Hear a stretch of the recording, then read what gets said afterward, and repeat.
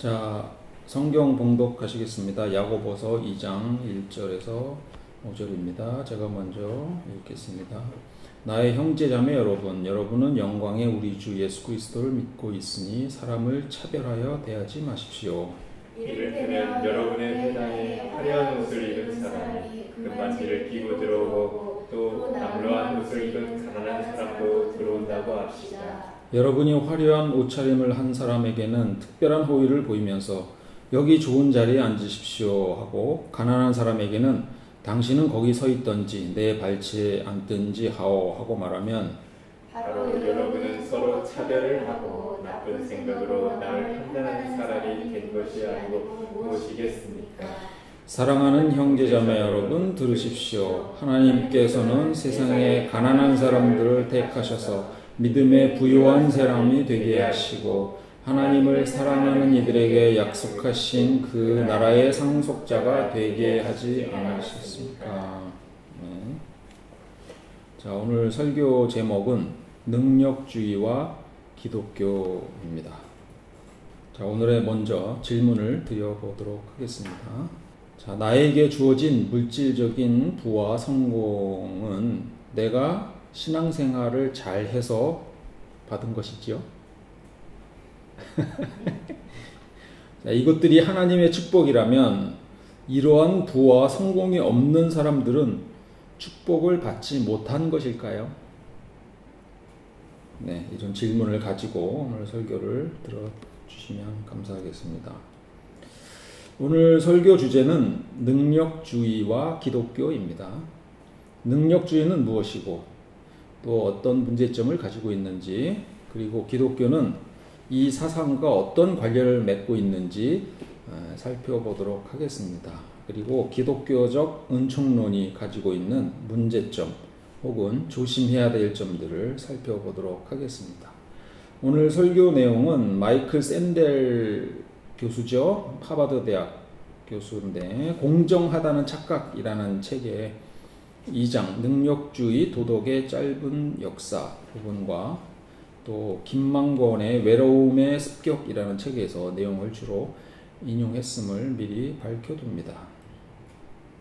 우선 능력주의란 무엇인지 살펴보도록 하겠습니다. 능력주의란 개인의 능력과 노력에 따라 사회적 지위와 보상이 주어지는 것을 의미합니다. 현대사회는 대부분 이 능력주의를 기반으로 하고 있습니다. 사실 우리는 이것을 아주 당연하게 여기고 공정하고 효율적인 사회 시스템으로 받아들이고 있습니다. 이것은 개인의 능력을 최대한 발휘하게 하고 그에 따른 정당한 대가를 지불하는 것이 맞다는 생각에 기반합니다. 취업을 준비하는 많은 이들은 다양한 방법으로 소위 스펙을 늘리려고 하고 있습니다. 그것을 통해 능력을 인정받으려고 노력하고 안정된 직장을 얻으며 그것을 기반으로 사회적 성공을 꿈꾸고 또 그것이 획득한 성공이 공정하다고 생각합니다. 효율성 측면에서 능력주의는 사람들에게 더 열심히 일하게 하고 생산성을 향상시키는 측면이 있습니다. 공정성 측면에서는 능력에 따른 대접이야말로 사람들을 구별하고 차별하지 않는다고 여깁니다. 또한 능력주의는 개인의 운명이 스스로의 손 안에 있다는 생각, 즉 하면 된다 하는 이런 생각에 당위성을 제공합니다. 그러나 이러한 능력주의는 이상과는 다르게 몇 가지 문제점을 가지고 있습니다. 우선 출발점이 다릅니다. 어떤 가정은 부유하고 어떤 가정은 가난합니다. 이러한 차이는 곧 교육 기회의 불균형으로 이어지며 유리한 배경을 가진 학생들은 더 좋은 환경에서 교육받고 더 많은 정보와 지원을 받아 더 높은 성과를 냅니다. 결과적으로 더 유리한 대학 입시 결과를 얻을 가능성이 높아집니다. 실제로 2020년 서울연고대 신입생의 55%가 소득 상위 20%에 해당하는 고소득 가구 출신이라는 사실은 이러한 것을 증명을 해줍니다. 이는 모두에게 동등한 기회가 주어진다는 능력주의의 전제에 의문을 제기하는 것입니다. 두 번째로는 구조적 특권과 불공정이라는 문제가 있습니다. 대학 입학은 여러 가지 면에서 굉장히 중요한 의미를 갖는데 부모의 경제력이나 사회적 권력은 이 입시에서 막대한 영향을 미칩니다. 복잡한 입시 제도를 분석하고 대비할 수 있는 시간과 여유는 오직 여유 있는 가정에만 허락이 됩니다. 이 경우에 합법적 사교육으로부터 불법적인 입시 비리까지 동원되기도 합니다. 이는 실질적으로 입시가 불공정한 게임임을 의미합니다. 우리는 돈과 부모의 영향력이 개인의 능력보다 더 강력하게 작동하는 사회에 살고 있습니다. 능력주의적 사고를 하는 사람들은 자기 성공이 오직 자신의 노력 덕분이라고 믿습니다. 좋은 대학에 가거나 성공한 사람들에게 물어보면 열심히 노력해서 성취했다고 말합니다. 그것은 반대로 실패한 사람에게는 노력하지 않았기 때문이라는 낙인을 찍게 됩니다. 그런데 정말 그럴까요? 남들보다 더 노력해서 성공한 것일까요? 아니면 부모, 타고난 재능, 가정 환경, 태어난 지역, 국가 등 우연적인 요소들이 성취에 영향을 미친 것일까요? 실패한 사람들이 노력하지 않아서 실패했다고 생각하시나요? 같은 노력을 해도 주어진 조건에 따라 다른 결과를 얻을 수밖에 없습니다. 성공에는 개인의 노력 이외에도 수많은 조건과 행운이 작용하는 것을 인정해야 합니다. 능력주의적 사고방식은 언어와 태도 속에도 드러납니다. 작년에 오세훈 서울시장은 시정 질문 과정에서 저소득층 아이들, 고소득층 자제들이라고 표현해서 논란이 되었습니다. 이것은 차별의식이 무의식 중에 내면화되어 있다는 것을 방증하는 것입니다. 또한 소위 좋은 대학 출신들은 자기네들끼리 그룹을 형성하고 다른 사람들을 배제하며 학력 중심의 위계를 형성합니다. 이는 모욕감과 열등감을 유발하고 사회의 다양성과 포용을 가로막습니다.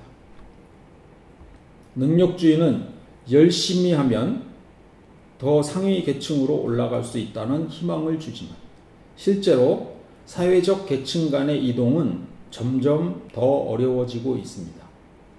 기존의 상위 계층은 자신의 자리를 유지하기 위한 방어적 전략을 사용하고 하위 계층은 구조적 장벽에 막혀 기회를 갖기 어려운 것이 현실입니다. 능력주의는 실패를 개인의 책임으로 돌리기 쉽습니다. 노력했지만 성취하지 못한 사람들은 좌절과 분노를 느낄 수 있습니다. 이는 기존 엘리트에 대한 반감을 키우고 포퓰리즘 정치 세력의 등장을 촉진시킵니다. 포퓰리즘이란 대중의 목소리를 강조하고 기존의 엘리트나 기득권층에 대한 반감을 표출하는 정치적 운동 또는 이념입니다. 트럼프의 당선과 같은 현상은 대중이 능력주의의 모순을 경험하면서 엘리트에 대한 반발로 뭉쳐 일어난 대표적인 사례로 분석하고 있습니다. 게다가 능력주의는 공동체 의식을 약화시킵니다. 능력주의는 자기 책임을 강조합니다. 네가 잘못한 거니까 네가 책임져 라는 이러한 인식은 타인의 고통에 대한 공감을 하지 못할 뿐만 아니라 그들을 복지적 입장에서 지원하는 것에도 부정적인 영향을 취하게 만듭니다. 이로 인해 사회적 갈등은 심해지고 함께하는 문화는 사라지고 갈등은 커져갑니다. 그러면은 기독교는 역사적으로 능력주의와 어떤 연관관계를 맺고 있는지 살펴보도록 하겠습니다. 초기 기독교 시대에 펠라기우스와 아우구스티누스의 논쟁이 유명합니다. 펠라기우스는 인간이 태어날 때 원죄를 물려받지 않으며 각 개인이 자기의 선한 행위를 통해 구원에 이를 수 있다고 주장했습니다. 그는 인간에게 주어진 자유의지가 구원에 있어서 중요한 역할을 한다고 보았습니다. 즉, 구원은 자신이 선택하고 노력한 결과로 받는 것이라는 측면에서 능력주의라고 말할 수 있습니다. 반면 아우구스티누스는 구원이란 인간의 노력이나 자격이 아니라 오직 하나님의 은총으로만 이루어지는 것이라고 보았습니다. 인간이 스스로 구원을 얻을 수 있다고 믿는 것은 하나님의 전능함을 부정하고 그리스도의 십자가 희생의 의미를 깎아내리는 것이라고 비판했습니다. 반능력주의 이념입니다. 결국 교회는 아우구스티누스의 입장을 받아들였고 펠라기우스는 이단으로 선언되었습니다. 하지만 아이러니하게도 교회가 오직 은총으로 구원받는다는 아우구스티누스의 주장을 채택한 이후에도 교회는 점차 능력주의적인 요소를 다시 도입하게 됩니다. 세례, 기도, 미사 참석, 성사 참례 등 교회의 다양한 예식과 절차는 참여자에게 일정한 효험을 주는 것으로 여겨졌고 신앙생활과 종교적 규율을 잘 지키는 것이 하나님의 총애를 받는 방법으로 여겨진 것입니다. 이로 인해 감사와 은총에 기반한 아우구스티누스의 신학은 점차 외적인 종교 행위와 교회의 복잡한 예식을 통해 표현되고 강화되면서 결국엔 자신이 선택하는 자기 구원의 신학으로 변질되었습니다. 결과적으로 구원에 있어서 행위의 중요성이 강조된 셈이었고 그 행위의 범위가 펠라기우스가 주장한 삶의 전반적인 면에 있어서의 선한 삶에서 종교적 계율과 형식을 지키는 더 좁은 범위의 행위로서의 삶의 흐름으로 바뀌게 된 사실은 상당히 모순적이라 하지 않을 수 없습니다. 약 1000년의 시간이 흘러서 1517년을 기점으로 종교개혁이 일어납니다. 마틴 루터 역시 아우구스티누스와 같은 엄격한 은총론을 주장하면서 선행이나 인간의 자유의지로 구원을 얻을 수 있다는 생각을 단호히 배격했습니다. 그의 종교개혁은 분명히 반능력주의적이었습니다. 루터에게 구원이란 오직 하나님께서 일방적으로 주시는 은혜이며 개인의 노력이나 자격과는 전혀 무관한 것이었습니다. 다음 세대의 종교개혁자 장 칼뱅 또한 구원은 전적으로 하나님의 은총의 결과라고 보았습니다. 인간의 실적이나 자격, 도덕적 행위에 따라 구원이 좌우되는 것이 아니라 누가 구원받고 누가 정죄받을지는 하나님께서 미리 정해놓으셨다고 주장했습니다. 사람의 삶이나 행동이 그 운명을 바꾸지 못한다는 것이 그의 예정론의 핵심입니다. 그런데 이 교리는 신자들에게 커다란 의문을 불러일으켰습니다. 나는 구원받은 사람일까? 이런 절박한 물음이 생긴 것입니다. 이러한 불안 속에서 칼뱅주의자들은 하나의 직업 윤리를 발전시킵니다. 그들은 모든 사람이 하나님으로부터 직업을 소명으로 받았다고 믿었고 그 소명을 성실히 수행하는 것이 구원의 증표라고 생각하는 것입니다. 그래서 청교도들은 노동을 단순한 생계수단이 아니라 하나님께 영광을 돌리는 방식으로 이해했습니다. 성실한 노동은 구원받은 자에게서 나타나는 열매라는 사고입니다. 이렇게 보면 역설적이게도 루터와 칼뱅의 종교개혁은 청교도를 통해 행위로 얻어지는 강력한 능력주의적 직업윤리로 이어진 것입니다. 막스 베버는 그의 저서 프로테스탄트 윤리와 자본주의 정신에서 이 과정을 설명하며 근명과 절제 그리고 부의 재투자를 통한 자본 축적이 자본주의 발전의 기반이 되었다고 분석했습니다. 나중에는 종교적 동기가 희미해졌음에도 불구하고 프로테스탄트의 직업윤리와 금욕주의는 자본주의 정신의 핵심으로 남았습니다. 이와 같은 세속적 행위, 즉 성실한 노동을 구원받은 자의 증표로 보는 관점이 확산되면서 능력과 은총 사이의 긴장이 고조되었습니다. 노동이나 행위가 구원을 보장하지는 않지만 이미 구원받았다는 것을 보여주는 징표로 여겨진 것입니다. 이런 가운데 칼뱅주의는 예정서를 통해 자신들이 선택받은 자라는 영적 귀족주의를 형성하게 되었고 이는 곧 정죄받은 자들에 대한 멸시로 이어졌습니다. 선택받았다고 여긴 사람들은 자신의 성공을 자신의 도덕적 탁월함의 결과로 해석했고 부자는 부자일 만한 이유가 있어서 그렇다는 식의 생각을 갖게 되었습니다.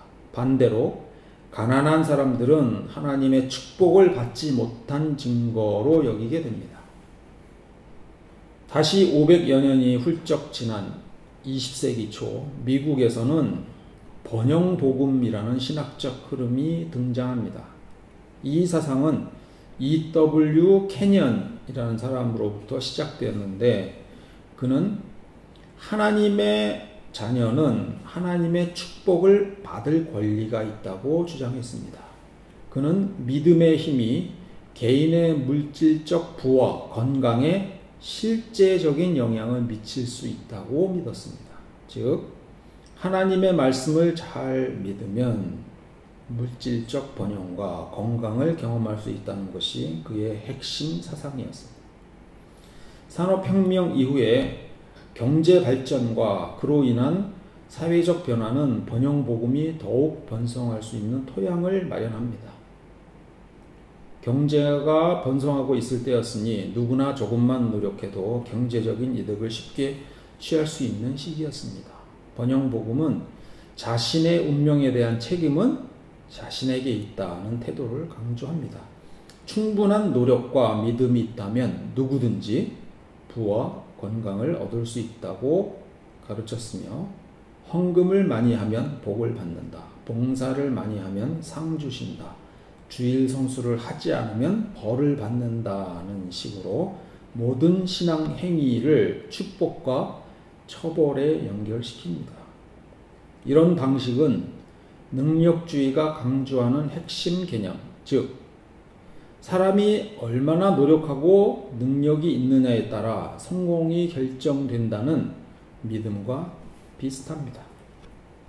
번영복음은 돈과 건강을 하나님께 믿음과 헌신을 보였을 때 받는 축복으로 여깁니다. 그래서 물질적으로 잘 사는 것은 하나님의 축복을 받은 증거로 보고 반대로 실패하거나 어려움을 겪는 것은 믿음이 부족하거나 충분히 헌신하지 못한 결과라고 해석합니다. 이런 생각은 능력주의 사회에서 성공을 그 사람의 노력이나 자질 때문이라고 보는 시각과 연결되는 것입니다. 한국 교회도 번영복음과 깊게 연관되어 있습니다. 1970년대 이후 한국 교회는 급격한 양적 성장을 경험했습니다. 번영복음은 성도들에게 물질적 축복과 성공을 약속하는 매력적인 메시지로 받아들여졌습니다. 특히 일부 대형교회 목사들은 이를 적극적으로 활용하면서 그 영향력은 더욱 확산되었습니다. 예컨대 조용기 목사의 삼박자 축복, 영혼 구원, 질병의 치유, 물질적 풍요. 이것은 한국 교회 전반에 큰 영향을 끼쳤습니다. 비판적인 시각도 있긴 했지만 대부분의 한국 교회는 이 번영 복음을 적극적으로 수용했습니다. 다음은 번영 복음의 핵심 교리들입니다. 이것이 한국 교회의 현실과 얼마나 닮아 있는지 되돌아보게 됩니다. 첫 번째는 믿음과 긍정적인 고백입니다. 신자는 하나님의 약속을 믿고 긍정적인 고백을 함으로써, 희망적인 고백을 함으로써 자신의 삶에 축복을 불러올 수 있다고 가르칩니다. 믿음으로 선언하는 말이 실제로 경제적 상황과 건강을 변화시킬 수 있다고 주장하는 것입니다. 두 번째로 신앙이 물질적 축복을 가져온다는 믿음입니다. 하나님은 믿음 있는 자에게 물질적인 부와 성공을 주신다고 가르칩니다. 말씀을 믿고 따르는 신자는 재정적 번영을 누릴 수 있다고 가르칩니다. 세 번째로는 치유와 건강의 약속입니다. 하나님을 믿는 자는 치유받을 자격이 있다고 주장하고 질병과 고통은 믿음으로 극복할 수 있다고 말합니다. 신체적 치유는 하나님의 뜻이며 건강은 믿음의 결과라고 봅니다. 그 다음에 기부와 축복입니다. 11조와 헌금은 번영 복음에서 매우 중요한 요소입니다. 하나님께 돈을 드리면, 돈이라고 해서 좀 그런 거예요. 헌금을 드리면 하나님은 그것보다 더 큰 물질적 복을 주신다고 가르칩니다. 많은 교회들이 이러한 논리로 기부를 장려하고 그것이 축복을 받는 방법이라고 강조해 온 것입니다. 번영 복음은 신앙의 외피를 쓴 능력주의 이데올로기로 자리를 잡았습니다. 하지만 번영 복음의 이면에는 심각한 문제점이 존재합니다. 그것은 곧 사회적으로 성공하지 못한 것, 부유하지 않은 것, 번영하지 못한 것이 하나님의 축복을 받지 못했다는 증거로 간주된다는 것입니다. 이것은 어떻게 이루었냐가 아니고 어떤 결과를 낳았느냐에 그것에 더 중요한 강조를 하게 됩니다. 예를 들어 여러 목사님들이 이런 설교를 자주 했었습니다. 원래는 부동산 같은 허가가 나오지 않는 곳인데 하나님의 은혜로 우리 교회에 유리한 허가가 나왔다는 것입니다. 교회가 일을 바르게 해야 한다는 생각이 아니라 어떻게든 이익이 되도록 일이 되면 된다는 사고로 가득 찼었습니다. 결과론적으로 교인이 많아지는 교회는 하나님의 축복을 받은 교회이고 작은 교회들은 아직 축복을 받지 못한 교회로 인식합니다. 헌금이 많이 들어오는 교회는 성공한 교회이고 그렇지 않은 개척교회는 실패한 교회입니다. 교회의 성공과 실패 개념이 사회의 그것과 전혀 다르지 않습니다. 결과적으로 번영복음과 능력주의적 사고방식은 우리는 모두 함께입니다 라는 공동체적 연대의식을 약화시키고 성공한 사람은 자신의 노력이 하나님으로부터 정당한 보상을 받은 것이라고 여기면서 실패한 사람은 자기 실패의 모든 책임을 자기 탓으로 돌리고 자책하게 되는 것입니다. 능력주의의 실제 피해 사례를 몇 가지 살펴보겠습니다. 2008년 금융위기 이후 수많은 국민들이 실직과 파산을 겪었지만 월스트리트의 은행가들은 국가가 지원한 자금을 이용해 겨우 부도에서 벗어났음에도 불구하고 자신들에게 수백억 달러의 보너스를 지급했습니다. 이런 상황에 대한 비판이 쏟아졌을 때 당시 골드만삭스 CEO였던 로이드 블랭크페인은 이렇게 말했습니다. 우리는 신의 일을 하고 있기 때문이다. 이 말은 능력주의의 극단적인 표현입니다. 중요한 일을 맡은 것은 신의 뜻이고 신의 일을 하는 자들에 대한 보상은 정당하다라는 오만한 신념이 내포되어 있는 것입니다. 능력주의는 종종 신앙과 결합하여 섭리적 징벌론을 형성합니다. 자연재해나 질병조차 개인이나 사회의 도덕적 실패로 해석하게 만드는 것입니다. 2005년 허리케인이 뉴올리언스를 강타했을 때 미국의 한 보수 목사 프랭클린 그레이엄은 이렇게 말했다고 합니다. 그 폭풍은 성적 타락의 죄로 물든 악의 도시에 대한 신의 응보다. 이런 해석은 흔합니다. 한국에서도 2020년 팬데믹 시기에 일부 목사들은 코로나는 중국 정부에 대한 하나님의 징벌이라든지 정세균 국무총리가 취임해서 세균 전쟁이 시작됐다라는 정치적 메시지를 낸다든지 코로나는 하나님의 심판이다와 같은 메시지를 낸 목사들이 다수 있었습니다. 아이러니하게도 이 메시지를 낸 한 목사가 스스로 코로나19에 감염되기도 했습니다. 그가 병든 것은 하나님의 징벌이다와 같은 사고는 기독교인에게서 흔히 볼 수 있는 사고입니다. 다행히도 한국기독교교회협의회 등 주요 교단은 이러한 주장에 대해서 고난의 때일수록 사랑과 연대로 극복해야 한다는 입장을 밝혔지만 많은 교회들이 여전히 징벌론적 사고에서 벗어나지 못하고 있습니다. 능력주의 사고는 성공한 사람은 그럴만했다, 실패한 사람도 그럴만했다와 같은 이분법으로 귀결됩니다. 이때 실패는 도덕적 결함이나 신의 징벌로 해석하는 것입니다. 그 사람은 뭔가 잘못했기 때문에 실패한 거야. 이런 사고방식은 타인의 고통을 공감하지 못하게 만들며 배타적인 감정을 일으켜 공동체적 연대감도 약화시킵니다. 능력주의 사고는 개인의 성공을 능력과 노력의 결과로 여기죠. 이러한 믿음이 정치 영역으로 확장되어 성공한 것, 즉 강대국이나 전문가의 판단을 선으로 여기곤 합니다. 일부 미국 대통령의 연설에서 미국이 위대한 까닭은 미국이 선하기 때문이다 라고 합니다. 강대국은 선에서 위대하다. 우리는 역사의 오른편에 서 있다와 같은 발언들을 많이 했습니다. 이러한 성공은 선이라는 사고방식을 갖고 있다는 것을 보여줍니다.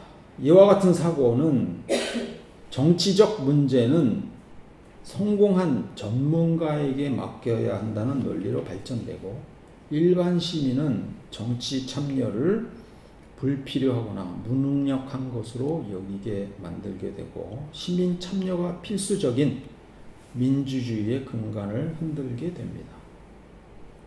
또 심리 문제가 있습니다. 능력주의 사회에서 개인은 실패를 자신의 무능함 탓으로 돌리는 경향이 강해집니다. 그래서 자존감 하락과 자기 비난으로 이어지기도 합니다. 능력주의적 가치관은 스스로의 힘으로 모든 것을 해결해야 한다는 강박을 심어주고 도움을 요청하는 행위를 나약하거나 무능력한 것으로 여기게 만듭니다. 그래서 이런 도움 요청하는 것을 부도덕한 일처럼 여기고 수치스럽게 생각합니다. 내 인생은 내가 책임져야 해와 같은 생각은 능력주의 사회에서 도덕적인 사고입니다. 그래서 어려움에 처했을 때 주변의 도움을 구하기보다 스스로 고립되는 결과를 초래한다고 합니다. 특히 한국의 MZ세대는 능력주의를 내면화한 세대로 분류가 되고 있습니다. 그래서 이들은 전 세대 중에서 가장 외로움을 많이 타는 세대입니다. 외로움 속에서 자신을 탓하고 세상과 단절되는 경향을 보인다고 합니다. 서울시가 2022년에 발표한 정책 보고서에 따르면 6개월 이상 정서적, 물리적으로 사람을 만나는 일을 회피한 19세에서 39세 사이의 청년은 약 12만 9천 명, 서울시에서. 전국적으로는 61만 명 정도 된다고 합니다. 전체 청년의 약 4.5%에 해당합니다. 이들은 사회와의 접촉을 거의 끊고 스스로 고립된 삶을 살고 있으며 능력주의적 사고는 이 고립과 자기 비난을 더욱 심화시키는 원인으로 작용하고 있다는 분석입니다. 자, 그렇다면 기독교는 이러한 능력주의를 어떻게 바라보아야 할까요? 기독교 신앙의 핵심은 하나님의 은혜입니다. 우리가 받은 환경이나 조건, 능력은 우리가 선택한 것이 아닙니다. 하나님의 은혜로 주어진 것입니다. 그렇기에 비교하거나 자랑하기보다는 감사한 마음을 가져야 할 것입니다. 나는 내가 받은 것에 하나님께 감사한 마음을 가지면 되는 것입니다. 이것은 내가 가진 것을 다른 사람이 갖지 못한 것에 비교한 감사가 아닙니다. 무엇이든지 내게 주어진 것에 대한 감사하는 마음입니다. 반대로 말하자면 다른 사람에게 있고 나에게 없는 것이 다른 사람만 축복하는 것이 아니란 말입니다. 올바른 신앙의 태도란 나에게 주어진 모든 여건에 대한 감사를 의미합니다. 모든 불행은 비교에서 시작합니다. 내가 조금 더 나은 조건을 가졌다고 해서 그것이 하나님의 더 큰 축복의 증거라고 말할 수는 없습니다. 조금 덜 가졌다고 해서 사랑을 못 받는 것도 아닙니다. 능력주의는 비교와 성과로 사람을 분류하지만 기독교는 모든 사람을 존귀한 인격체로 보아야 합니다. 그 어떤 성취 없이도 모든 사람은 존엄한 존재입니다. 마태복음의 달란트 비유에서도 하나님은 각 사람에게 다르게 주셨습니다.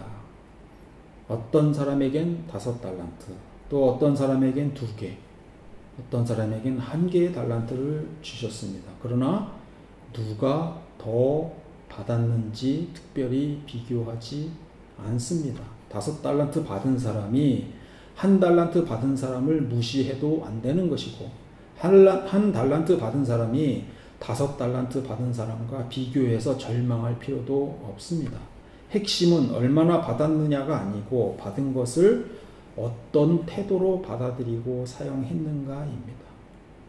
예수님은 세상의 기준으로 성공한 사람, 부유한 사람을 찾지 않으셨습니다. 예수님은 가난하고 소외된 자, 고통당하는 자를 찾아가셨고 그들과 함께 하시며 위로하고 용기를 주셨습니다. 그들에게 없는 것을 지적하며 실패한 자들이라고 하지 않으시고 오히려 가난한 자는 복이 있을 것이라고 하셨습니다. 가진 자들은 능력주의적 우월감을 내려놓아야 합니다. 없는 사람들은 패배감에서 벗어나 예수님의 안에서 참된 가치를 회복해야 합니다. 그 가치란 세상이 말하는 성공이 아니라 십자가에서 우리를 위해 자신을 내어주신 예수님의 사랑 안에서 발견됩니다. 그 가치는 소유나 성취가 아니라 하나님의 형상대로 지음받은 존재로서의 존엄함입니다. 우리는 서로를 있는 그대로 받아들이고 존중하는 태도를 가져야 합니다. 우리는 비교나 판단이 아닌 사랑과 존중의 태도로 서로를 대해야 합니다. 내가 성취한 것에는 분명 나의 노력도 포함되어 있습니다. 하지만 그 시작점은 하나님께서 허락하신 조건에서 비롯된 것입니다. 그러기에 나의 성공을 나의 공로로만 여기지 않고 은혜의 결과로 받아들이는 겸손한 마음이 필요합니다. 내 죄는 내가 책임져야 한다는 말은 속죄 교리를 이해하는 기독교인들에게는 모순된 말입니다. 우리의 죄를 예수님께 맡겼으면서 어찌 다른 이의 실패와 고난을 그의 책임이라고 비난할 수 있을까요? 능력주의적인 시선은 우리를 자칫 어려움을 겪는 사람을 정죄했던 욥의 친구들처럼 만들 수 있습니다. 교회 공동체가 서로의 배경과 성취에 따라 사람을 평가하지 않고 모든 일을 그리스도 안에서 동등하게 존중한다면 그것은 이미 능력주의적 사고에서 벗어난 모습일 것입니다. 우월의식과 차별의식을 없애고 함께하는 공동체를 만드는 것이 기독교 공동체 정신이라고 생각합니다. 자, 오늘 설교 본문을 다시 한번 읽으면서 다 함께 읽으면서 설교를 마치겠습니다. 같이 읽겠습니다. 나의 형제자매 여러분은 영광의 우리 주 예수 그리스도를 믿고 있으니 사람을 차별하여 대하지 마십시오. 이를테면 여러분의 회당에 화려한 옷을 입은 사람이 금반지를 끼고 들어오고 또 남루한 옷을 입은 가난한 사람도 들어온다고 합시다. 여러분이 화려한 옷차림을 한 사람에게는 특별한 호의를 보이면서 여기 좋은 자리에 앉으십시오 하고 가난한 사람에게는 당신은 거기 서 있던지 내 발치에 앉던지 하오 하고 말하면 바로 여러분은 서로 차별을 하고 나쁜 생각으로 남을 판단하는 사람이 된 것이 아니고 무엇이겠습니까? 사랑하는 형제자매 여러분 들으십시오. 하나님께서는 세상에 가난한 사람을 택하셔서 믿음에 부유한 사람이 되게 하시고 하나님을 사랑하는 이들에게 약속하신 그 나라의 상속자가 되게 하시지 않았습니까? 다 기도하시겠습니다. 자비로우시고 공의로우신 하나님, 오늘도 저희를 예배의 자리로 불러주시고 당신 말씀 앞에 서게 하시네 감사드립니다. 주님, 우리는 능력과 성취를 숭배하는 시대에 살고 있습니다. 노력과 재능으로 모든 것을 이룰 수 있다고 믿으며 성공한 사람은 칭송받고 실패한 이들은 스스로를 탓하는 이 세상에서 우리의 시선도 그 논리에 젖어 있었음을 고백합니다. 하지만 오늘 우리는 우리의 구원이 인간의 자격이나 행위가 아니라 오직 하나님의 은총으로 주어지는 선물임을 다시 한번 고백합니다. 주님, 우리 안에 깊이 뿌리내린 능력주의의 사고방식과 자격 중심의 신앙 태도를 깨뜨려 주시옵소서. 우리는 당신의 자비와 사랑으로만 설 수 있음을 압니다. 우리를 불쌍히 여겨주시고 그리스도의 십자가 앞에서 다시 은총의 신비를 붙들게 하소서.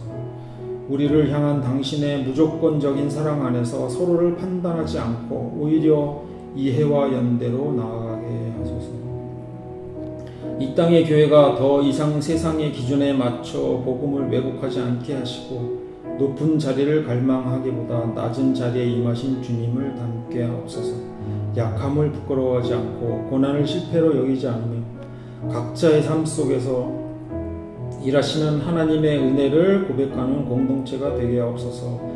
하나님, 우리 안에 있는 엘리트주의적인 신앙을 비우고 오직 은총 위에 세워진 겸손한 믿음으로 살아가게 하시고 성공 앞에서 교만하지 않고 실패 앞에서 낙심하지 않으며 언제나 주님의 눈으로 이웃을 바라보게 하소서. 이 예배를 통해 우리 각자가 당신의 사랑받는 존재임을 깊이 깨닫게 하시고 그 사랑을 이웃에게 흘려보내는 삶을 살도록 인도하옵소서. 예수님 이름으로 기도드립니다.